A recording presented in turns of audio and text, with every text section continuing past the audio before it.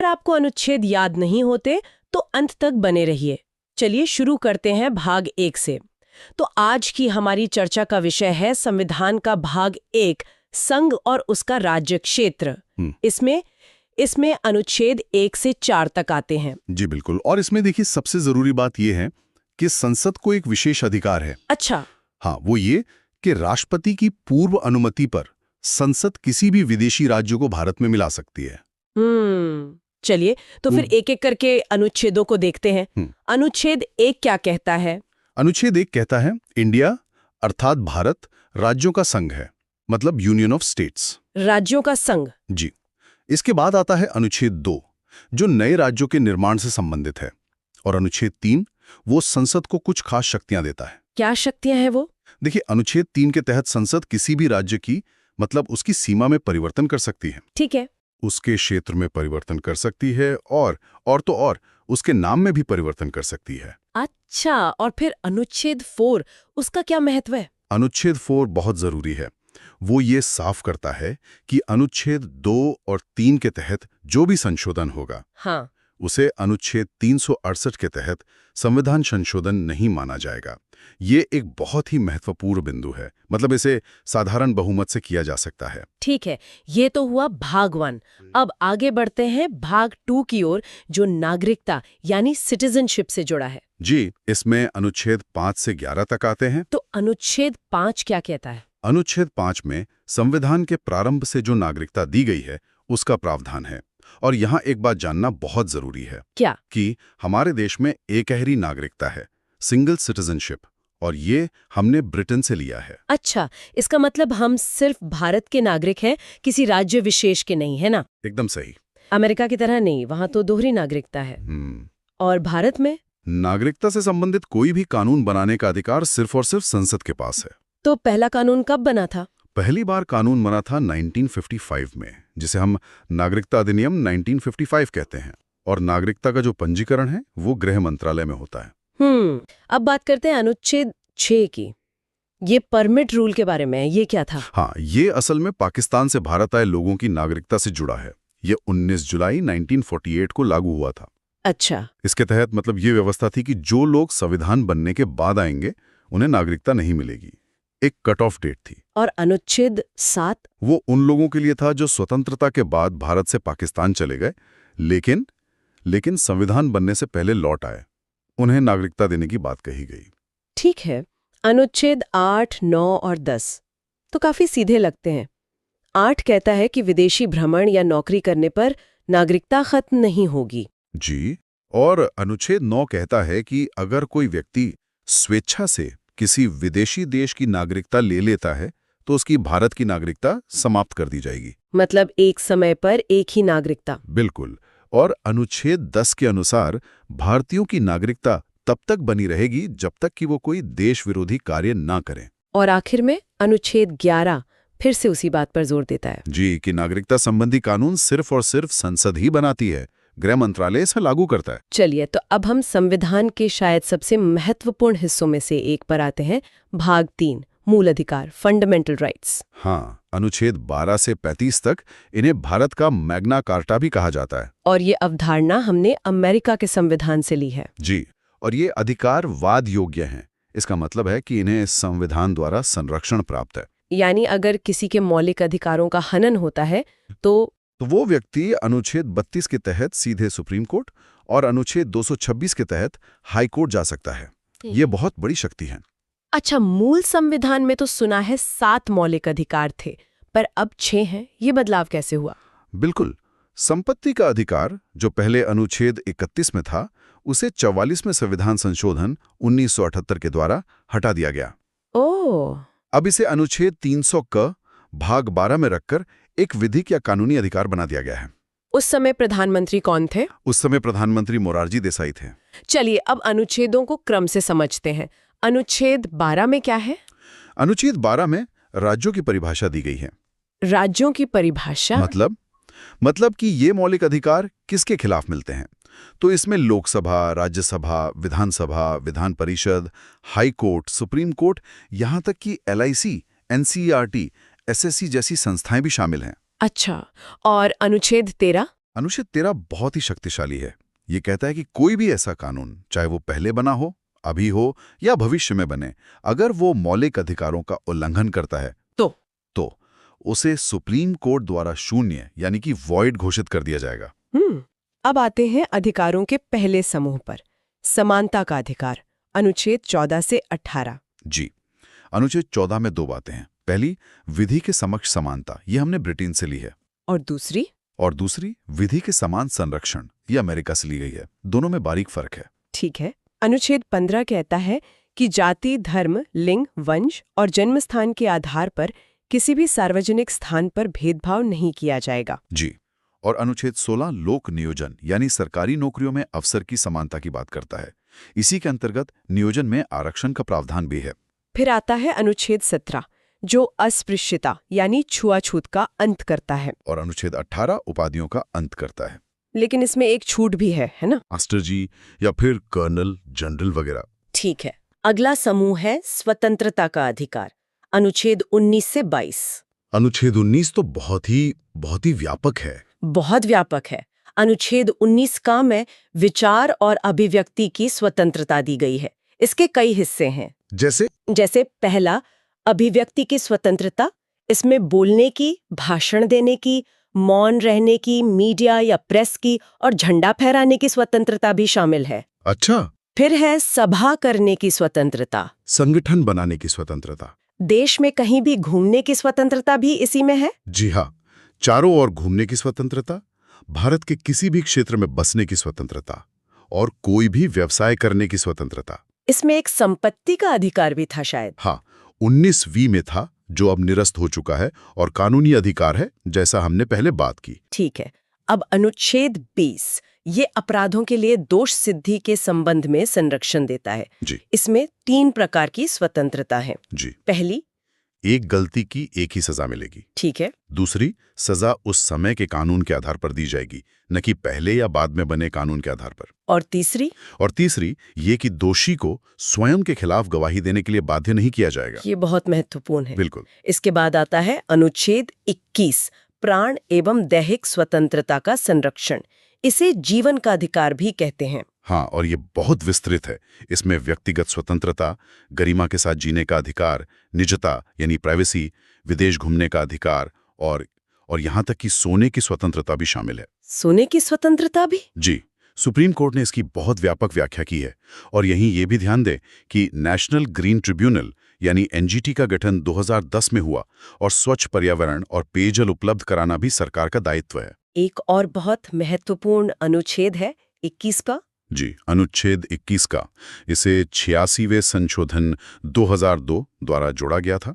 और ये क्या कहता है? यह 6 से 14 वर्ष के सभी बच्चों को निःशुल्क और अनिवार्य शिक्षा का अधिकार देता है। ये 1 अप्रैल 2010 से लागू हुआ था। अच्छा, अब आते हैं अनुच्छेद 22 पर, जो गिरफ्तारी से संरक्षण देता है। हाँ, इसमें भी 3 प्रकार की स्वतंत्रता दी गई है। पहला, हिरासत में लेने का कारण बताना होगा। ठीक है। दूसरा, 24 घंटे के अंदर इसमें आने जाने का समय नहीं गिना जाएगा, न्यायालय में प्रस्तुत करना होगा। और तीसरा, गिरफ्तार व्यक्ति को अपने मनपसंद वकील रखने का अधिकार है। लेकिन इसमें एक निवारक निरोध अधिनियम का भी जिक्र आता है। वो क्या है? हाँ, वो इसका एक अपवाद है। यह एक विशेष कानून है जिसके तहत किसी व्यक्ति को अपराध करने के पहले ही गिरफ्तार किया जा सकता है। मतलब शक के आधार पर? यूं समझिए, इसमें बिना वकील, बिना कारण बताए अधिकतम 3 महीने तक नजरबंद कर सकते हैं। ये एक काफी विवादित प्रावधान रहा है। तो अब आगे बढ़ते हैं शोषण के विरुद्ध अधिकार और नीति निर्देशक तत्वों की ओर। बिल्कुल, और ये दोनों ही विषय बहुत दिलचस्प हैं। तो चलिए शुरू करते हैं शोषण के विरुद्ध अधिकार से। हमारे स्रोतों में इसका जिक्र है अनुच्छेद 23 और 24 में। सुनने में तो ये काफी सीधा लगता है, पर इसके अंदर की परतें क्या हैं? मतलब इसकी जड़ें बहुत गहरी हैं। अनुच्छेद 23 वो सीधे सीधे 2 चीजों पर रोक लगाता है, बलात्श्रम और बेगारी। हाँ, फोर्स्ड लेबर यानी किसी से जबरदस्ती काम करवाना, और बेगारी यानी बिना कोई वेतन दिए काम करवाना। और ये प्रथा मतलब आजादी से पहले तो बहुत ही आम थी, खासकर जमींदारी व्यवस्था में। अच्छा। तो एक तरह से यह अनुच्छेद हर भारतीय को गरिमा के साथ काम करने का अधिकार देता है। और अनुच्छेद 24 वो तो शायद बच्चों पर केंद्रित है ना? बिल्कुल, वो कहता है कि 14 साल से कम उम्र के जो बच्चे हैं उन्हें किसी भी कारखाने या खदान या किसी भी दूसरे खतरनाक काम में नहीं लगाया जा सकता। ये सिर्फ एक नियम नहीं बल्कि भारत के भविष्य को सुरक्षित करने जैसा है। एकदम सही। यह उस सोच को खत्म करता है जहां बच्चों के बचपन को काम में झोंक दिया जाता था। ठीक है, तो इसके बाद हमारे स्रोत हमें ले जाते हैं धार्मिक स्वतंत्रता के अधिकार की ओर, अनुच्छेद 25 से 28 तक। और भारत जैसे विविधता वाले देश के लिए तो ये कह सकते हैं संविधान की बुनियाद का एक मजबूत स्तंभ है। इसमें संतुलन की बात बहुत की जाती है। हाँ, और वो संतुलन बहुत आकर्षक है। देखिए, अनुच्छेद 25 हर एक व्यक्ति को मतलब व्यक्तिगत तौर पर अपने धर्म को मानने की आजादी देता है, मानने, उस पर चलने और उसका प्रचार करने की। ये एक पर्सनल राइट है। और फिर अनुच्छेद 26। फिर आता है अनुच्छेद 26 जो धार्मिक समूहों को जैसे मंदिर, मस्जिद या मठों को सामूहिक रूप से अपने धार्मिक मामलों का प्रबंधन करने का अधिकार देता है। अच्छा, तो एक व्यक्तिगत और दूसरा सामूहिक। बिल्कुल, दोनों न रखा गया है। और फिर अनुच्छेद 27 और 28 ये दोनों राज्य के धर्मनिरपेक्ष चरित्र को और पक्का करते हैं। कैसे? अनुच्छेद 27 कहता है कि धर्म के लिए जो पैसा मैनेज किया जाता है उस पर कोई टैक्स नहीं लगेगा। हाँ। और अनुच्छेद 28 साफ करता है कि सरकारी स्कूलों में कोई धार्मिक शिक्षा नहीं दी जाएगी। मतलब राज्य और धर्म के बीच एक स्पष्ट रेखा। एकदम। और इसी से जुड़ा हुआ है अल्पसंख्यकों की संस्कृति और शिक्षा का अधिकार, अनुच्छेद 29 और 30। हाँ, ये भारत की खूबसूरती को बचाने का एक कह सकते हैं संवैधानिक कवच है। अनुच्छेद 29 क्या कहता है? वो कहता है कि किसी भी अल्पसंख्यक को उसकी भाषा, लिपि या संस्कृति के आधार पर किसी शिक्षण संस्थान में प्रवेश से नहीं रोका जाएगा। और फिर अनुच्छेद 30 उन्हें अपनी पसंद का शिक्षण संस्थान स्थापित करने का अधिकार देता है। ये तो बहुत बड़ा कदम है विविधता को बनाए रखने के लिए। बिल्कुल, ये एक संदेश है कि भारत में हर संस्कृति का सम्मान है। अब आते हैं एक ऐसे अनुच्छेद पर जो किसी जमाने में काफी चर्चा में था, अनुच्छेद 31, संपत्ति का अधिकार। हाँ, जो अब एक मूल अधिकार नहीं है। यही सवाल है, ये इतना बड़ा बदलाव क्यों और कैसे हुआ? देखिए, ये कोई छोटा मोटा बदलाव नहीं था। इसके पीछे दशकों का एक तरह का संघर्ष था। संघर्ष किसके बीच? सरकार और न्यायपालिका के बीच। आजादी के बाद सरकार जमींदारी उन्मूलन और भूमि सुधार जैसे बड़े सामाजिक बदलाव लाना चाहती थी। ताकि जमीन कुछ लोगों के हाथ से निकलकर आम किसानों तक पहुंचे। बिल्कुल, लेकिन यहाँ सरकार की सामाजिक न्याय की नीति और नागरिकों के संपत्ति के मूल अधिकार के बीच सीधी टक्कर हो रही थी। मतलब सरकार जमीन लेना चाहती थी और लोग कहते थे कि ये हमारा मूल अधिकार है। एकदम सही। कई सालों तक संसद और सुप्रीम कोर्ट में इसी बात पर खींचतान चलती रही। तो फिर समाधान क्या निकला? अंत में 1978 में 44वें संशोधन के जरिए सरकार ने संपत्ति के अधिकार को मूल अधिकारों की सूची से ही हटा दिया। और उसे कहाँ रखा गया? अब ये अनुच्छेद 300 क के तहत सिर्फ एक कानूनी या कहीं विधिक अधिकार है। जिसका मतलब ये है कि सरकार कानून का पालन करके आपकी संपत्ति ले सकती है, मनमाने ढंग से नहीं। बिल्कुल। इस एक बदलाव ने भारत के समाजवादी झुकाव को एक तरह से स्पष्ट कर दिया। वाह, ये तो सिर्फ एक अनुच्छेद का हटना नहीं बल्कि एक पूरी राजनीतिक और सामाजिक कहानी है। सही बात है। अब आते हैं उस अनुच्छेद पर जिसे बाबा साहेब आम्बेडकर ने संविधान की आत्मा कहा था, अनुच्छेद 32। ऐसा क्या है इस अनुच्छेद में? ये बहुत ही महत्वपूर्ण सवाल है। इसे ऐसे समझिए, मान लीजिए आपको बहुत सारे अधिकार दे दिए गए, लेकिन अगर उन अधिकारों के उल्लंघन पर आप कहीं शिकायत ही नहीं कर सकते तो उन अधिकारों का क्या मतलब? वो तो बस कागज पर लिखी अच्छी बातें रह जाएंगी। बिल्कुल। अनुच्छेद 32 इसी समस्या का समाधान है। कैसे? ये खुद एक मूल अधिकार है जो कहता है कि अगर आपके किसी भी मूल अधिकार का हनन होता है तो आप सीधे सुप्रीम कोर्ट जा सकते हैं। अच्छा, सीधे सुप्रीम कोर्ट? हाँ, हाई कोर्ट जाने का विकल्प तो अनुच्छेद 226 के तहत है ही। ये अधिकार बाकी सभी अधिकारों को लागू करने की गारंटी देता है। और इसीलिए अंबेडकर ने इसे आत्मा कहा। हाँ, क्योंकि इसके बिना संविधान का शरीर कह सकते हैं बेजान होता। तो एक बार जल्दी से मूल अधिकारों के वर्गीकरण को दोहरा लेते हैं जैसा हमारे स्रोत की टेबल में दिया गया है। हाँ, जरूर।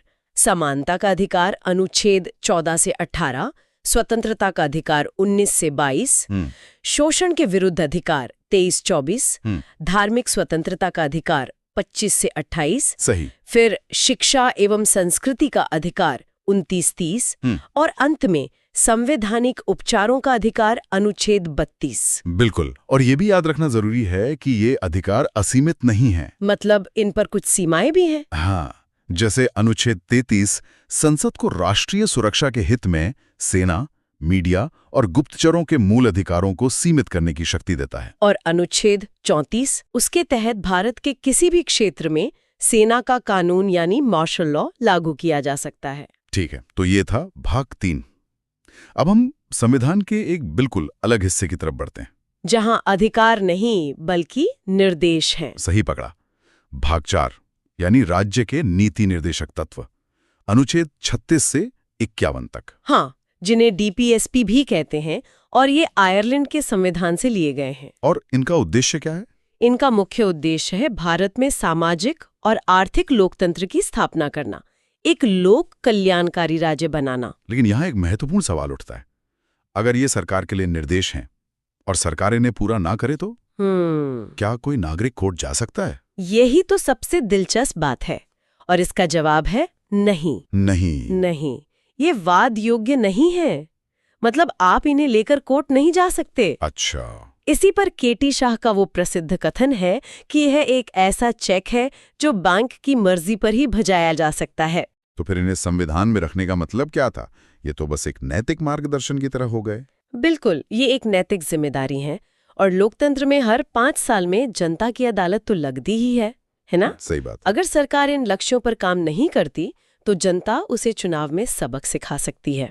तो चलिए कुछ प्रमुख निर्देशक तत्वों को देखते हैं। अनुच्छेद 38 लोक कल्याणकारी राज्य की बात करता है। हाँ, और अनुच्छेद 39 में समान कार्य के लिए समान वेतन का सिद्धांत है।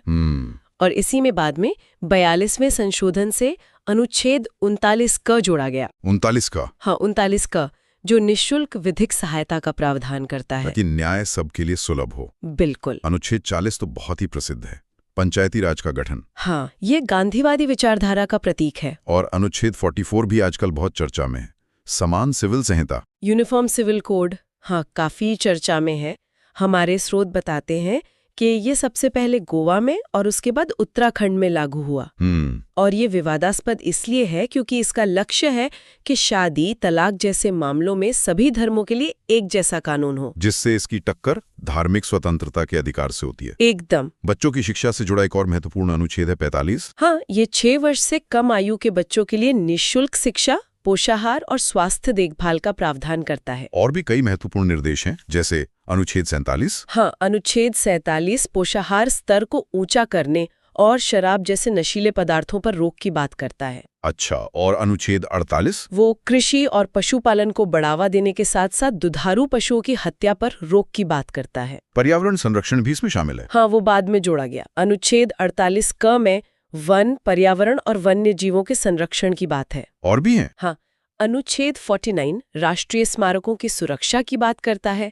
अनुच्छेद 50 कार्यपालिका और न्यायपालिका के पृथक्करण की, और अनुच्छेद 51 अंतर्राष्ट्रीय शांति को बढ़ावा देने का निर्देश देता है। तो ये थे राज्य के नीति निर्देशक तत्व। अब अंत में आते हैं भाग 4 क पर, मौलिक कर्तव्य, फंडामेंटल ड्यूटीज।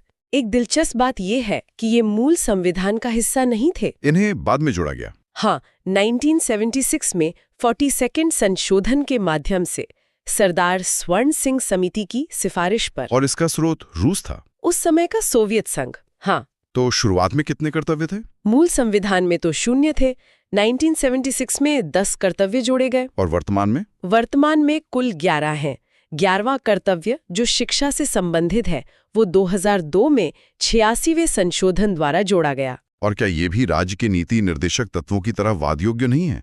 बिल्कुल, इन्हें भी न्यायालय द्वारा लागू नहीं कराया जा सकता। इन्हें प्रभावी बनाने के लिए 1993 में J.S. वर्मा समिति का गठन किया गया था। तो ये एक तरह से नागरिकों के लिए नैतिक दिशा निर्देश है। सही पकड़ा। तो आज की इस चर्चा में हमने मूल अधिकारों को पूरा किया, राज्य के नीति निर्देशक तत्वों को समझा और मौलिक कर्तव्यों पर भी नजर डाली। हाँ, अधिकार, निर्देश और कर्तव्य, इन तीनों के बीच का जो रिश्ता है वो हमने देखा। भाग 5 संघ संविधान का सबसे बड़ा भाग है। यहाँ हम राष्ट्रपति, उपराष्ट्रपति और संसद को ट्रिक्स के साथ देखेंगे। हाँ, और ये भाग अनुच्छेद 52 से 151 तक फैला है। काफी बड़ा है और ये हमारे देश की केंद्रीय सरकार की मतलब पूरी रूपरेखा तय करता है। चलिए इसके पीछे की सोच को समझते हैं। बिल्कुल। आज हम सिर्फ अनुच्छेद नहीं रटेंगे बल्कि उनके पीछे का क्यों भी समझेंगे। और हाँ, कुछ ऐसी ट्रिक्स देखेंगे जो प्रतियोगी परीक्षाओं की तैयारी करने वालों के लिए तो वरदान हैं ही, पर एक आम नागरिक को भी हमारे देश का ढांचा समझने में मदद करेंगी। एकदम सही। तो सबसे पहले आते हैं भारत के राष्ट्रपति, देश के प्रथम नागरिक। इनके पद, चुनाव और शक्तियों से जुड़े अनुच्छेदों को याद करने के लिए एक बड़ी मशहूर एक एक्रोनिम है। हाँ, एक ट्रिक है जो अनुच्छेद 52 से 61 तक को कवर करती है। ट्रिक है प का नी को का दू यो द श। ये एक्रोनिम मतलब ये संक्षिप्त नाम बहुत काम का है। चलिए इसे खोलते हैं। प से है अनुच्छेद 52, राष्ट्रपति का पद, मतलब भारत का एक राष्ट्रपति होगा। जी। और का से है अनुच्छेद 53, कार्यपालिका का प्रधान। इसका मतलब है कि संघ की सारी कार्यकारी शक्ति राष्ट्रपति में निहित होगी। हाँ, लेकिन वो नाम मात्र के प्रधान हैं। असली शक्ति प्रधानमंत्री और उनकी मंत्रिपरिषद के पास होती है। ठीक है। इसके बाद आता है नी से अनुच्छेद 54, राष्ट्रपति का निर्वाचन। और ये एक बहुत दिलचस्प प्रक्रिया है। हाँ, इसमें कौन कौन वोट डालता है? इसमें लोकसभा, राज्यसभा और सभी राज्यों की विधानसभाओं के केवल निर्वाचित सदस्य ही वोट डालते हैं। अच्छा, तो मनोनीत सदस्य नहीं? जी नहीं, मनोनीत सदस्य यानी नॉमिनेटेड मेंबर्स इसमें हिस्सा नहीं लेते। ये सुनिश्चित करता है कि राष्ट्रपति का चुनाव सीधे तौर पर जनता के चुने हुए प्रतिनिधियों द्वारा हो। और चुनाव जीतने के लिए एक खास कोटा होता है ना? हाँ बिल्कुल। यहीं पर ट्रिक का अगला हिस्सा आता है। को से अनुच्छेद 55, निर्वाचन का कोटा। 50% + 1। सही।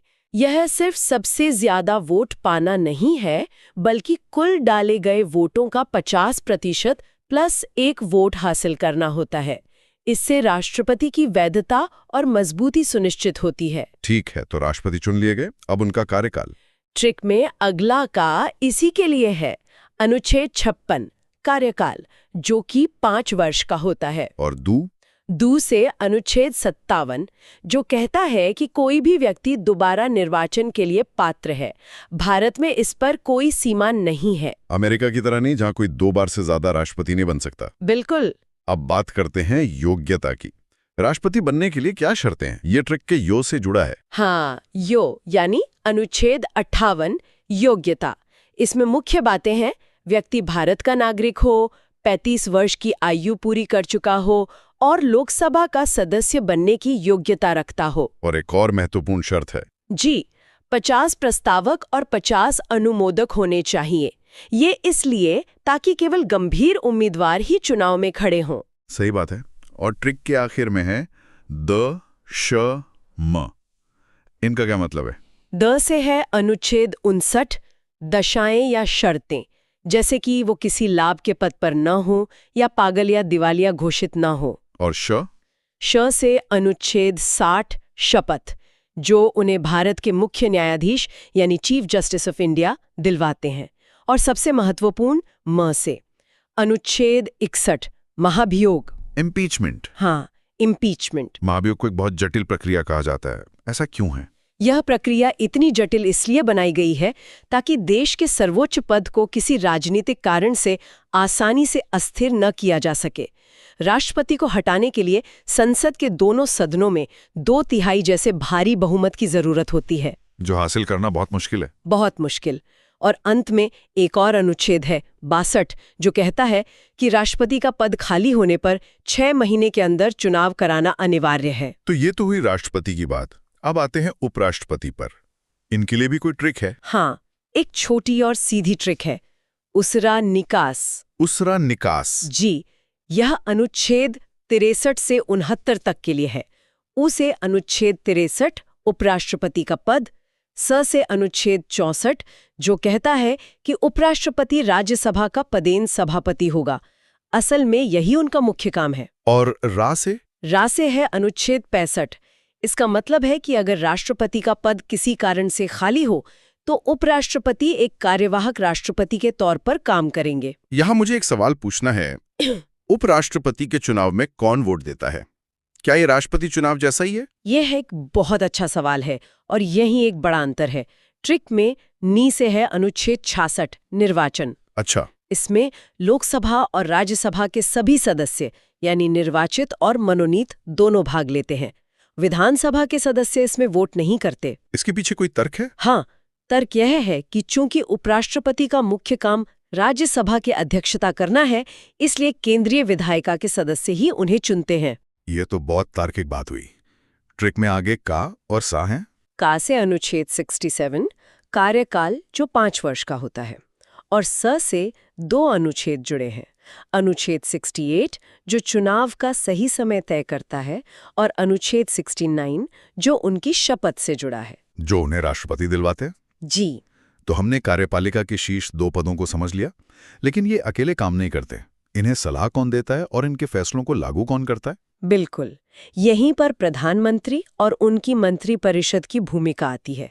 लेकिन उस पर आने से पहले एक बहुत ही दिलचस्प पैटर्न देखते हैं जो हमारे संविधान की आत्मा को दिखाता है। अच्छा। अनुच्छेद 72 ये राष्ट्रपति को क्षमादान की शक्ति देता है। हाँ, ये तो हमने कई बार खबरों में सुना है। मतलब वो मौत की सजा तक को माफ कर सकते हैं। ये एक बहुत बड़ी न्यायिक शक्ति है। बिल्कुल। अब देखिए जादू। अगर हम अनुच्छेद 72 में 89 जोड़ दें तो क्या मिलेगा? 72 में 89। 72 प्लस 89 बराबर 161। 161। अनुच्छेद 161 में ठीक यही क्षमादान की शक्ति राज्य के राज्यपाल को दी गई है। अरे वाह, तो ये पैटर्न एक तरह का संवैधानिक खाका है। मतलब एक बार केंद्र का स्ट्रक्चर समझ लिया तो राज्य का अपने आप साफ हो जाता है। आपने बिल्कुल सही पकड़ा। ये सिर्फ एक ट्रिक नहीं बल्कि संविधान बनाने वालों की सोच है। जी, वे केंद्र और राज्य में एक जैसी सुसंगत शासन प्रणाली चाहते थे। ये हमारे संघीय ढांचे की नींव है, जिसे हम इस बातचीत में बार बार देखेंगे। जैसे अनुच्छेद 74 कहता है कि राष्ट्रपति को सलाह देने के लिए एक मंत्रिपरिषद होगी जिसके मुखिया प्राइम मिनिस्टर होंगे। अब आप अंदाजा लगाइए। ठीक है, तो अनुच्छेद 74 अगर मैं इसमें 89 जोड़ूं, 74 प्लस 89 बराबर 163। तो अनुच्छेद 163 में राज्यों के लिए ऐसा ही कुछ होगा। एकदम सही। अनुच्छेद 163 में राज्यपाल को सलाह देने के लिए राज्य की मंत्रिपरिषद का प्रावधान है। यही पैटर्न अनुच्छेद 75 पर भी लागू होता है। मंत्रियों की नियुक्ति से जुड़ा। हाँ। 75 प्लस 89 बराबर 164 जो राज्यपाल द्वारा राज्य के मंत्रियों की नियुक्ति की बात करता है। कमाल है। इसी कड़ी में एक और महत्वपूर्ण पद आता है महान्यायवादी यानी अटॉर्नी जनरल का। हाँ, अनुच्छेद 76 ये देश के सबसे बड़े कानून अधिकारी होते हैं जो सरकार को कानूनी मामलों पर सलाह देते हैं। इनकी नियुक्ति राष्ट्रपति करते हैं। जी, और ये राष्ट्रपति के प्रसाद पर्यंत ही अपने पद पर रहते हैं। मतलब इनका कोई निश्चित कार्यकाल नहीं होता। मैंने सुना है कि इनके पास एक अनोखी शक्ति होती है। वो संसद का हिस्सा न होते हुए भी वहां की कार्यवाही में भाग ले सकते हैं। ये बात अनुच्छेद 88 में कही गई है। ये थोड़ा अजीब है ना? अजीब लगता है, लेकिन इसका उद्देश्य ये है कि जब भी संसद में किसी कानूनी या तकनीकी बिल पर चर्चा हो तो सरकार का पक्ष रखने के लिए देश का सबसे बड़ा कानूनी दिमाग वहां मौजूद हो। मतलब वे बोल सकते हैं, बहस में हिस्सा ले सकते हैं। जी, लेकिन वोट नहीं कर सकते क्योंकि वे जनता के चुने हुए प्रतिनिधि नहीं हैं। और मैं शर्त लगा सकता हूं कि यहां भी प्लस 89 वाला पैटर्न काम करता होगा। आपकी शर्त आप जीत गए। 76 प्लस 89 बराबर 165। 165। अनुच्छेद 165 में राज्य के महाधिवक्ता यानी एडवोकेट जनरल का प्रावधान है। वही भूमिका, वही शक्तियां, बस राज्य के स्तर पर। तो अब तक हमने कार्यपालिका को समझा, अब आते हैं विधायिका पर, यानी हमारी संसद, जहां देश के कानून बनते हैं। संसद के लिए भी एक बहुत सरल और प्रसिद्ध ट्रिक है, सरला। सरला? हाँ, ये अनुच्छेद 79, 80 और 81 के लिए है। स से अनुच्छेद 79 संसद जो राष्ट्रपति, राज्यसभा और लोकसभा से मिलकर बनती है। रे से राज्यसभा। अनुच्छेद 80 राज्यसभा हमारा उच्च सदन और ला से अनुच्छेद 81 लोकसभा यानी निम्न सदन। और मुझे लगता है कि केंद्र और राज्य की समानता वाला पैटर्न यहां भी लागू होता होगा। बिल्कुल, आप कोशिश कीजिए। अनुच्छेद 79 में 89 जोड़कर देखिए। ठीक है, 79 प्लस 89 बराबर 168। ये राज्य के विधानमंडल का अनुच्छेद होगा। सही। और अनुच्छेद 80 यानी राज्यसभा में 89 जोड़ें तो 80 + 89 बराबर 169। ये विधान परिषद के बारे में होगा शायद। बहुत बढ़िया।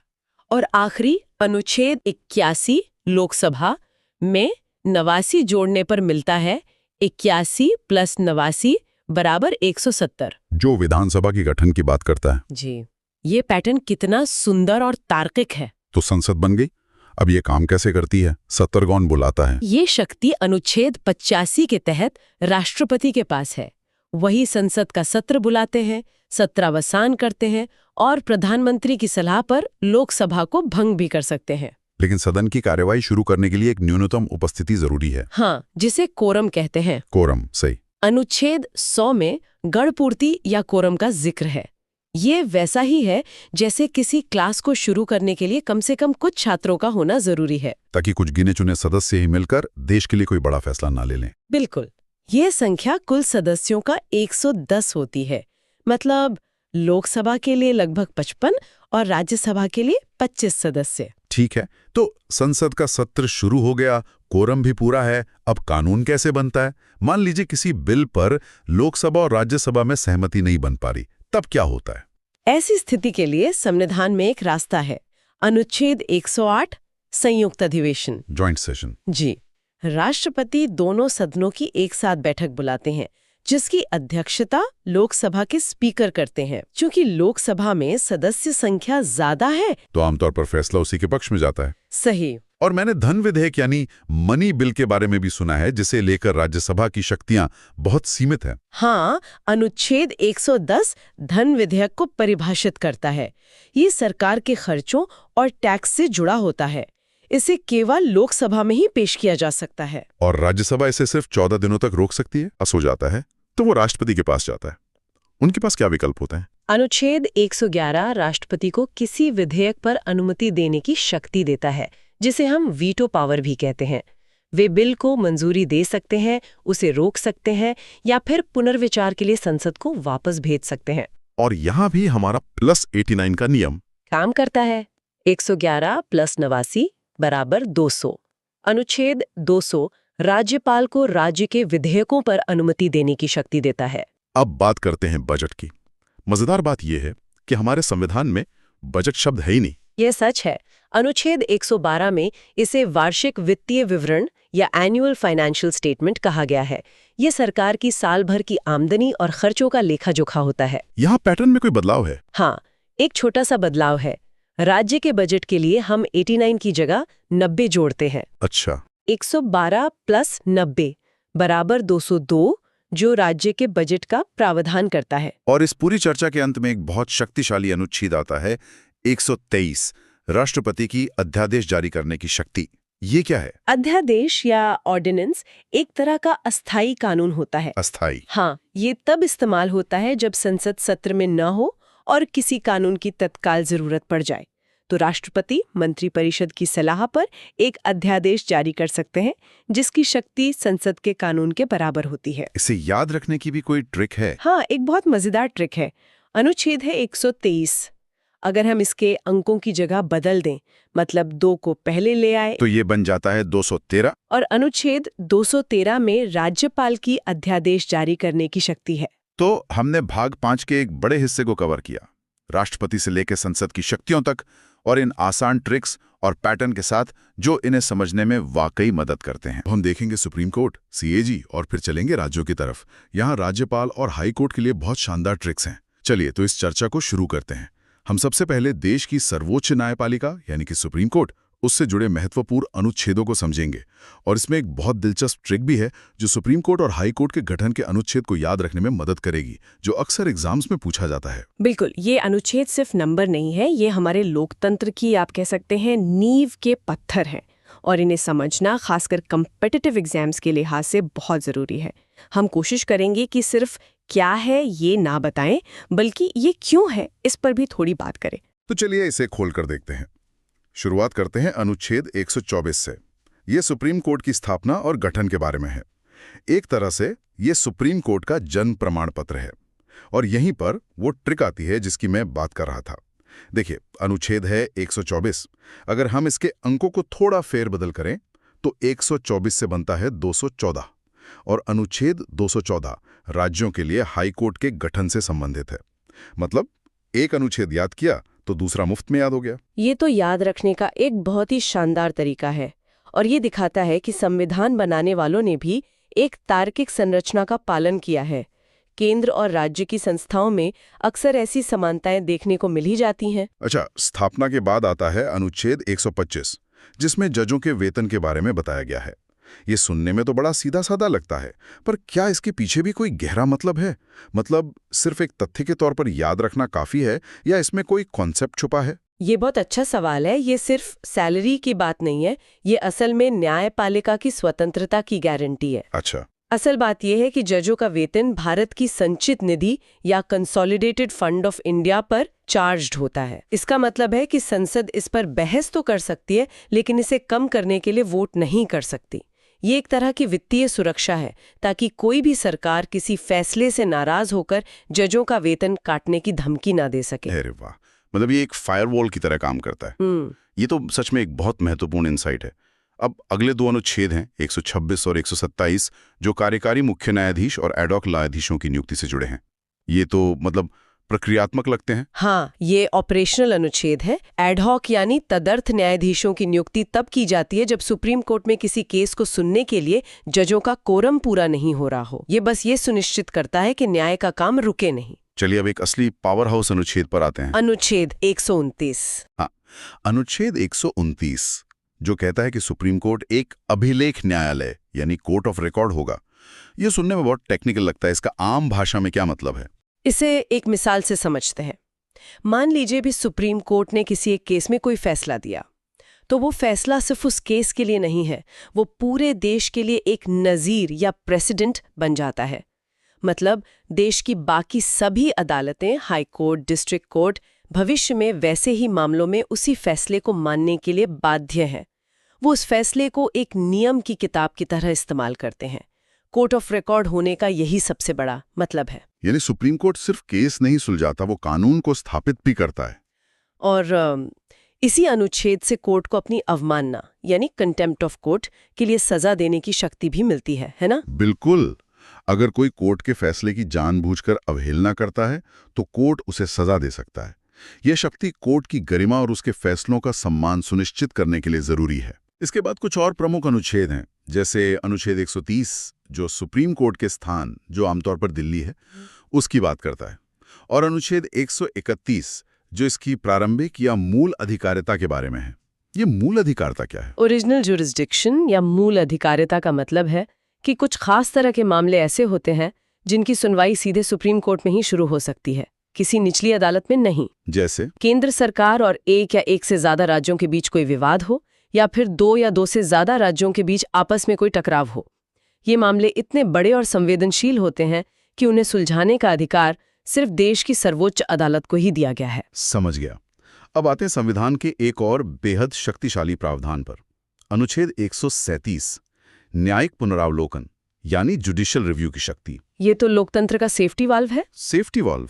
हाँ, जुडिशियल रिव्यू का मतलब है कि सुप्रीम कोर्ट संसद द्वारा बनाए गए किसी भी कानून या सरकार द्वारा जारी किए गए किसी भी आदेश की समीक्षा कर सकता है, और अगर कोर्ट को लगता है कि वो कानून या आदेश संविधान के किसी प्रावधान का उल्लंघन कर रहा है, तो वो उसे असंवैधानिक घोषित करके रद्द कर सकता है। ये शक्ति सुनिश्चित करती है कि विधायिका और कार्यपालिका अपनी सीमाओं में रहें। और अनुच्छेद 139 भी रिट निकालने की शक्ति से ही जुड़ा है? हाँ, लेकिन इसमें एक न्यूआंस है। अनुच्छेद 32 के तहत सुप्रीम कोर्ट सिर्फ मौलिक अधिकारों के हनन पर रिट जारी कर सकता है, लेकिन अनुच्छेद 139 संसद को ये शक्ति देता है कि वो कानून बनाकर सुप्रीम कोर्ट को मौलिक अधिकारों के अलावा अन्य मामलों में भी रिट जारी करने का अधिकार दे सके। अच्छा, और आखिर में सुप्रीम कोर्ट से जुड़े 2 और अनुच्छेद जो हमेशा याद रखने चाहिए। एक तो है अनुच्छेद 141 जो कहता है कि सुप्रीम कोर्ट का कानून देश की सभी अदालतों पर बाध्यकारी है, और दूसरा अनुच्छेद 143 जिसके तहत राष्ट्रपति सुप्रीम कोर्ट से सलाह ले सकते हैं। इस पर अक्सर सवाल बनता है कि क्या ये सलाह राष्ट्रपति के लिए मानना जरूरी है? नहीं, बिल्कुल नहीं। राष्ट्रपति सलाह मांग तो सकते हैं, लेकिन उस सलाह को मानने के लिए वो बाध्य नहीं है। और इसी तरह सुप्रीम कोर्ट भी सलाह देने के लिए बाध्य नहीं है। हालांकि आमतौर पर वो सलाह देता है, ये एक सलाहकारी अधिकारिता है, बाध्यकारी नहीं। तो ये थी सुप्रीम कोर्ट की कहानी, जो सिर्फ एक अदालत नहीं बल्कि संविधान की संरक्षक है। अब उस संस्था की ओर बढ़ते हैं जो देश के खजाने की संरक्षक है। मेरा मतलब है कंट्रोलर एंड ऑडिटर जनरल, यानी भारत का नियंत्रक एवं महालेखा परीक्षक। जी, कंट्रोलर एंड ऑडिटर जनरल को पब्लिक पर्स का वॉचडॉग भी कहा जाता है। इनका काम ये देखना है कि सरकार ने जो पैसा संसद से मंजूर करवाया वो सही तरीके से सही जगह पर खर्च हुआ भी या नहीं। इससे जुड़े 3 प्रमुख अनुच्छेद हैं। अनुच्छेद 148 में कंट्रोलर एंड ऑडिटर जनरल के पद की बात की गई है और अनुच्छेद 149 उनकी शक्तियों और कर्तव्यों को बताता है। इनकी सबसे बड़ी शक्ति क्या है? इनकी सबसे बड़ी शक्ति है इनका दायरा। कंट्रोलर एंड ऑडिटर जनरल सिर्फ केंद्र सरकार ही नहीं बल्कि सभी राज्य सरकारों और सरकारी कंपनियों के खातों की भी जांच करता है। ये एक बहुत बड़ी जिम्मेदारी है और इस काम को बिना किसी डर या दबाव के करने के लिए उन्हें कार्यकाल की सुरक्षा दी गई है। उन्हें हटाना उतना ही मुश्किल है जितना सुप्रीम कोर्ट की जज को हटाना। तो ये अपनी रिपोर्ट किसे देते हैं? अनुच्छेद 151 इसी बारे में है ना जी। अनुच्छेद 151 के अनुसार कंट्रोलर एंड ऑडिटर जनरल केंद्र सरकार से जुड़ी अपने ऑडिट रिपोर्ट राष्ट्रपति को सौंपते हैं और राष्ट्रपति उसे संसद के दोनों सदनों के पटल पर रखवाते हैं। इसी तरह राज्यों से जुड़ी रिपोर्ट उस राज्य के राज्यपाल को दी जाती है, जो उसे राज्य विधानमंडल में रखवाते हैं। और यहीं से असली कहानी शुरू होती है। हम अक्सर अखबारों में पढ़ते हैं कि कंट्रोलर एंड ऑडिटर जनरल की रिपोर्ट से कोई घोटाला सामने आया और संसद में हंगामा हो गया। तो क्या कंट्रोलर एंड ऑडिटर जनरल किसी को सजा दे सकता है? नहीं, कंट्रोलर एंड ऑडिटर जनरल का काम सजा देना नहीं है। वो एक ऑडिटर है, प्रोसिक्यूटर नहीं। लेकिन उनकी रिपोर्ट बहुत शक्तिशाली होती है। जब वो रिपोर्ट संसद की पब्लिक अकाउंट्स कमेटी यानी लोक लेखा समिति के पास जाती है तो वो सरकारी अधिकारियों से सवाल जवाब करती है, मीडिया में बहस होती है और सरकार पर राजनीतिक दबाव बनता है। तो कंट्रोलर एंड ऑडिटर जनरल की असली ताकत उनकी रिपोर्ट की प्रामाणिकता और उसके द्वारा पैदा की जाने वाली जवाबदेही में है। बहुत बढ़िया। तो केंद्र की इन 2 बड़ी संस्थाओं के बाद अब हम संविधान के भाग 6 में प्रवेश करते हैं, जो राज्यों से संबंधित है। यह अनुच्छेद 152 से 237 तक फैला है।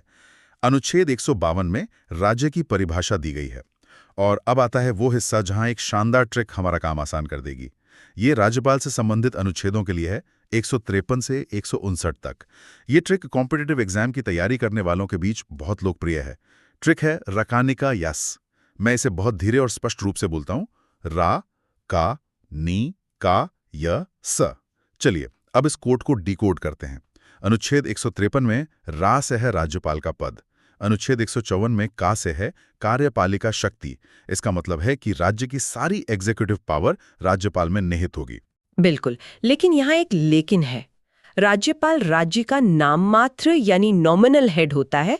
वास्तविक शक्तियां तो मुख्यमंत्री की अध्यक्षता वाली मंत्री परिषद के पास होती हैं, ठीक वैसे ही जैसे केंद्र में राष्ट्रपति और प्रधानमंत्री के बीच होता है। 56 में अगले का से है कार्यकाल, जो टेक्निकली राष्ट्रपति के प्रसाद पर्यंत यानी प्लेजर ऑफ द प्रेसिडेंट होता है। फिर अनुच्छेद 157 में य से है योग्यता और अनुच्छेद 158 में स से है सेवा की शर्तें। ये ट्रिक तो बिल्कुल सटीक बैठती है। और इस क्रम के ठीक बाद आता है अनुच्छेद 159, जो शपथ या ओथ से संबंधित है। राज्यपाल को शपथ उस राज्य के हाई कोर्ट के मुख्य न्यायाधीश दिलाते हैं। तो रकानी का यस और उसके ठीक बाद शपथ, ये पूरा क्रम याद रखने में बहुत मदद करता है। बिल्कुल। अब राज्यपाल से जुड़े कुछ और महत्वपूर्ण अनुच्छेद देखते हैं। अनुच्छेद 161 में राज्यपाल की क्षमादान शक्ति है। ये राष्ट्रपति की क्षमादान शक्ति से कैसे अलग है? मुख्य अंतर यह है कि राज्यपाल मृत्युदंड यानी डेथ सेंटेंस को पूरी तरह माफ नहीं कर सकता। वो उसे सस्पेंड या कम्यूट कर सकता है, लेकिन पार्डन नहीं कर सकता। ये शक्ति सिर्फ राष्ट्रपति के पास है। अच्छा, अब राज्य की कार्यपालिका में आगे बढ़ते हैं। अनुच्छेद 163 में मंत्री परिषद है, जिसके प्रमुख चीफ मिनिस्टर होते हैं। अनुच्छेद 164 कहता है कि चीफ मिनिस्टर की नियुक्ति राज्यपाल करेंगे। और फिर है अनुच्छेद 165, महाधिवक्ता यानी एडवोकेट जनरल। एडवोकेट जनरल राज्य सरकार का सर्वोच्च विधि अधिकारी होता है, ठीक उसी तरह जैसे अटॉर्नी जनरल केंद्र सरकार का होता है। इनका काम राज्य सरकार को कानूनी सलाह देना और कोर्ट में उनका पक्ष रखना है। चलिए, अब राज्य की विधायिका की बात करते हैं। अनुच्छेद 168 में विधानमंडल का प्रावधान है। फिर आता है अनुच्छेद 169 जो विधान परिषद के सृजन या समाप्ति से संबंधित है। ये प्रक्रिया काफी दिलचस्प है। हाँ, ये बहुत यूनिक है। किसी राज्य में विधान परिषद बनानी है या खत्म करनी है, इसका प्रस्ताव पहले उस राज्य की विधानसभा को विशेष बहुमत से पारित करना होता है। फिर वो प्रस्ताव संसद के पास जाता है और अगर संसद उसे साधारण बहुमत से पास कर दे, तब जाकर विधान परिषद बनती या खत्म होती है। तो अंतिम शक्ति संसद के हाथ में है। इसके बाद अनुच्छेद 170 विधानसभा की संरचना और 171 विधान परिषद की संरचना के बारे में है। और आगे बढ़ें तो अनुच्छेद 178 विधानसभा के अध्यक्ष और उपाध्यक्ष की बात करता है और 182 विधान परिषद के सभापति और उपसभापति की। और राज्य स्तर पर 2 और अनुच्छेद जो सीधे राष्ट्रपति और संसद वाले अनुच्छेदों से जुड़े हैं।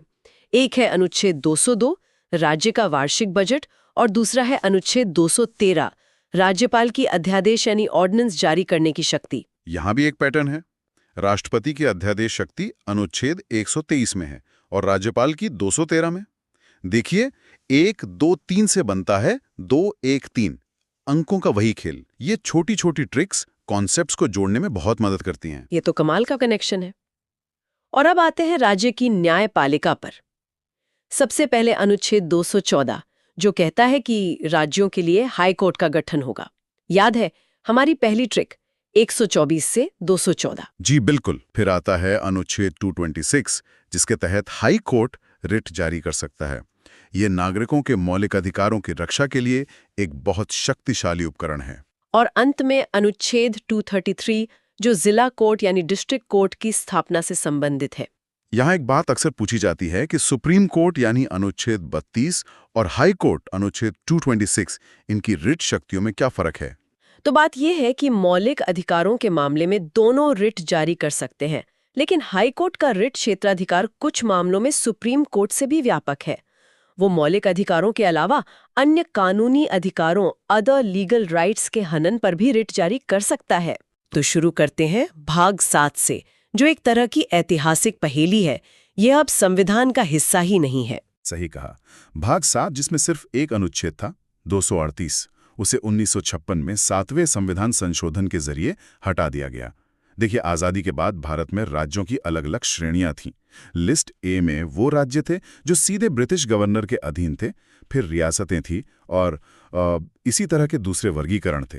अच्छा। तो 1956 के राज्य पुनर्गठन कानून ने इन सब को खत्म करके एक जैसे राज्य और केंद्र शासित प्रदेश बना दिए। इसलिए इस पुराने वर्गीकरण वाले भाग 7 की जरूरत ही नहीं रही। मतलब ये संविधान का एक ऐसा पन्ना है जिसे समय के साथ बदल दिया गया। इसके ठीक बाद आता है भाग 8 जो यूनियन टेरिटरी यानी केंद्र शासित प्रदेशों से जुड़ा है। हाँ, इसके अनुच्छेद 239 से 242 तक है। ये अनुच्छेद इन प्रदेशों के प्रशासन की पूरी रूपरेखा तैयार करते हैं कि उनका शासन राष्ट्रपति द्वारा नियुक्त प्रशासक के जरिए कैसे चलेगा और संसद उनके लिए कानून कैसे बना सकती है। ए और 9B इन्हें स्थानीय स्वशासन की नींव कहा जाता है। ये सिर्फ एक कानूनी बदलाव नहीं था, ये सत्ता के विकेंद्रीकरण का एक बहुत बड़ा प्रयोग था। सोचिए, इससे पहले दिल्ली या राज्यों की राजधानियों में बैठे लोग गांव की सड़क के नाली के लिए फैसले लेते थे। जी। इन संशोधनों ने फैसला लेने की ताकत सीधे गांव और शहर के लोगों के हाथ में दे दी। तो सबसे पहले भाग 9 की बात करते हैं जो पंचायतों से जुड़ा है। जी, भाग 9 को 73वें संविधान संशोधन 1993 द्वारा जोड़ा गया। इसमें अनुच्छेद 243A से लेकर 243O तक शामिल है। ये ग्रामीण भारत में त्रिस्तरीय पंचायती राज व्यवस्था की स्थापना करता है, यानी ग्राम स्तर पर ग्राम पंचायत, ब्लॉक स्तर पर पंचायत समिति और जिला स्तर पर जिला परिषद। इसने न केवल स्थानीय शासन को संवैधानिक दर्जा दिया, बल्कि महिलाओं और SC/ST समुदायों के लिए आरक्षण सुनिश्चित करके सामाजिक न्याय की दिशा में भी एक बड़ा कदम उठाया। और फिर शहरों के लिए भी इसी तर्ज पर एक व्यवस्था बनाई गई। लेकिन क्या शहरी और ग्रामीण स्थानीय निकायों की शक्तियां और समस्याएं एक जैसी हैं या संविधान उन्हें अलग अलग तरह से देखता है? बहुत अच्छा सवाल है। संविधान दोनों की जरूरतें अलग अलग समझता है। इसीलिए उसी साल 74वें संशोधन 1993 द्वारा भाग 9A जोड़ा गया जो नगर पालिकाओं से संबंधित है। इसमें अनुच्छेद 243 पी से लेकर 243 जी तक हैं। अच्छा। शहरों की समस्याएं अलग होती हैं, जैसे शहरी नियोजन, पानी की सप्लाई, कूड़ा प्रबंधन। ये संशोधन इन समस्याओं से निपटने के लिए नगर निगम, नगर पालिका परिषदों जैसे निकायों को शक्तियां और जिम्मेदारियां देता है। तो मतलब ढांचा एक जैसा है, लेकिन काम का स्वरूप अलग है। बिल्कुल। और इसी कड़ी में सबसे नया है भाग 9B, जो सहकारिता यानी कोऑपरेटिव सोसाइटीज के बारे में। हाँ, इसे 97वें संशोधन 2011 में जोड़ा गया। इसका उद्देश्य देश भर में सहकारी समितियों को मजबूत करना था। ये समितियां अर्थव्यवस्था का एक महत्वपूर्ण हिस्सा हैं, खासकर कृषि और बैंकिंग क्षेत्र में। यह संशोधन उनके लोकतांत्रिक, स्वायत्त और पेशेवर कामकाज को बढ़ावा देने के लिए नियम तय करता है। तो हमने देखा कि सत्ता कैसे सबसे निचले स्तर तक पहुंचती है, लेकिन संविधान कुछ क्षेत्रों के लिए विशेष प्रावधान भी करता है, जैसा कि भाग 10 में है। बिल्कुल। भाग 10 अनुसूचित और जनजातीय क्षेत्रों के प्रशासन से संबंधित है। इसका मुख्य अनुच्छेद है 244। इसी अनुच्छेद से शक्ति लेकर SC/ST एक्ट 1989 जैसे कानून बने, ताकि इन समुदायों को अत्याचार से बचाया जा सके। इसी में एक और विशेष अनुच्छेद है 244 का, जो विशेष रूप से असम के कुछ जनजातीय क्षेत्रों के लिए एक स्वायत्त राज्य के निर्माण का रास्ता बनाता है। तो क्या ये कहना सही होगा कि संविधान निर्माता इस बात को लेकर बहुत सजग थे कि एक साइज सब पर फिट नहीं होगा, और इसीलिए उन्होंने कुछ क्षेत्रों की विशेष संस्कृति और जरूरतों को ध्यान में रखते हुए ऐसे विशेष प्रावधान रखे? आपने बिल्कुल सही समझा। यही भारतीय संविधान की खूबसूरती है। ये विविधता को पहचानता है और उसका सम्मान करता है। तो हमने देखा कि शक्ति नीचे तक कैसे जाती है। अब उस क्लासिक रस्साकशी पर आते हैं जो हमेशा चलती रहती है, केंद्र और राज्यों के बीच शक्ति का संतुलन। ये भारतीय संघवाद का मूल है। ये हमें भाग 11 में मिलता है, जो अनुच्छेद 245 से 263 तक फैला है। यह हिस्सा केंद्र और राज्यों के बीच विधायी, प्रशासनिक और वित्तीय संबंधों का पूरा खाका खींचता है। यह तय करता है कि कौन किस विषय पर कानून बना सकता है। इसी में अनुच्छेद 249 बहुत दिलचस्प है, जहां केंद्र राज्य सूची के विषय पर भी कानून बना सकता है। ये तो संघीय ढांचे के मूल सिद्धांत के थोड़ा खिलाफ नहीं लगता? हाँ, पहली नजर में ऐसा लग सकता है, लेकिन संविधान ने इसके लिए एक बहुत मजबूत शर्त रखी है।